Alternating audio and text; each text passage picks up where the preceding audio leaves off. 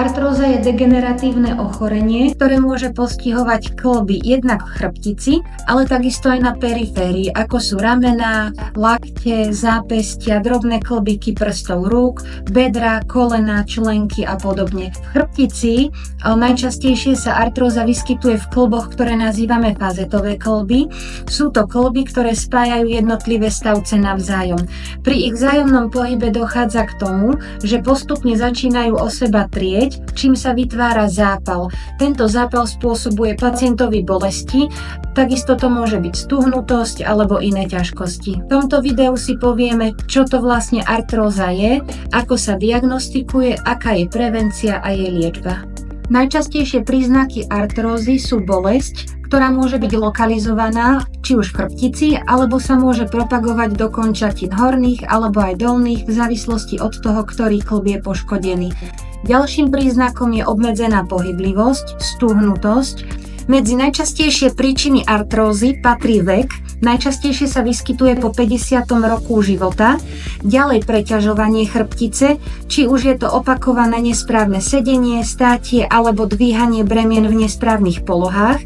Ďalej sem zaraďujeme úrazy, a to aj z minulosti, genetická predispozícia, ak je v rodine väčšie riziko vzniku ochorení chrbtice, obezita, pretože nadmerná hmotnosť zvyšuje záťaž na stavce aj medzistavcové platničky a ešte iné ochorenia ako napríklad herniácia, protrúzia a podobne.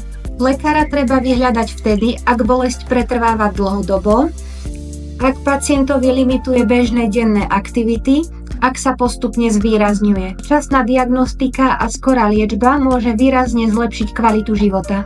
Artróza sa diagnostikuje najskôr v ambulancii všeobecného lekára, ktorý vás odošle k odborníkovi, špecialistovi. Ten sa s vami najskôr dôkladne porozpráva, bude ho zaujímať charakter bolesti, intenzita, trvanie, či vznikla náhle alebo po nejakom úraze. A ďalej ho budú zaujímať prekonané úrazy a operácie aj v minulosti, všetky ochorenia, na ktoré sa liečite. Nasledovať bude fyzikálne vyšetrenie, pri ktorom zisťujeme rozsah pohyblivosti daných kĺbov. V niektorých prípadoch môžu byť potrebné aj zobrazovacie vyšetrenia, ako je rentgen na posúdenie kostných štruktúr alebo CT a magnetická rezonancia, ktoré nám umožnia posúdiť aj okolité mäkké štruktúry. Liečbu artrózy môžeme rozdeliť na invazívnu a neinvazívnu. Tá neinvazívna spočíva v úvodných štádiách v kľudovom režime, avšak dôležité je nevyhýbať sa pohybu úplne. Lekár vám môže predpísať lieky proti bolesti alebo tzv. Nesteroidné antiflogistika, ktoré súčasne tlmia bolesť aj zmierňujú zápal. Okrem toho využívame teplo alebo chlad. Chlad vtedy, ak je prítomný zápal, teplo, ak ide o degeneratívne zmeny.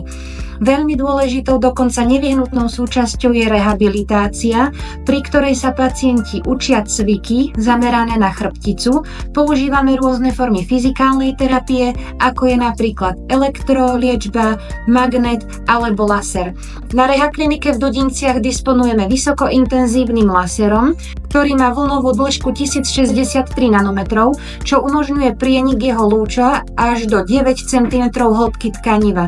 V tomto prípade je výhoda, že tkanivo prehreje, uvoľní a pacientovi prinesie úľavu.